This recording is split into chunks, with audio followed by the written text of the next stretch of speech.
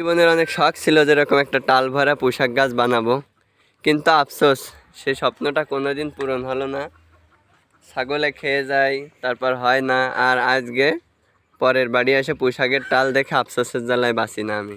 দেখেন কত সুন্দর একদম দেশি পুঁইশাক, আর কিভাবে অযত্নে লাগাইছে, তবুও টাল ভরে গেছে। আর আসলে যত্নের জিনিস কখনো ভালো হয় না। আর আমি যে পুঁইশাক গাছগুলো এত যত্ন করি, এত সার মাটি দিয়ে বানানোর চেষ্টা করি, আমার কপালে এগুলো নাই আসলে। আর দেখেন কত সুন্দর, এটা হচ্ছে পাশের বাসার ভাবির পুঁইশাক গাছ। দেখেন কি সুন্দর, আমাদের কয়েকদিন খাইতেও দিছে। আমি এসে যে এক বাটি পুঁইশাক খেলাম না, এই গাছের পুঁইশাক কত সুন্দর দেখছেন। দেখলে কিন্তু মন এমনি ভালো হয়ে যায়। দেখেন সার মাটি দেয়া নেই, কিচ্ছু না, পাতাগুলো কত সুন্দর কিউট, দেখলে মনে হচ্ছে কি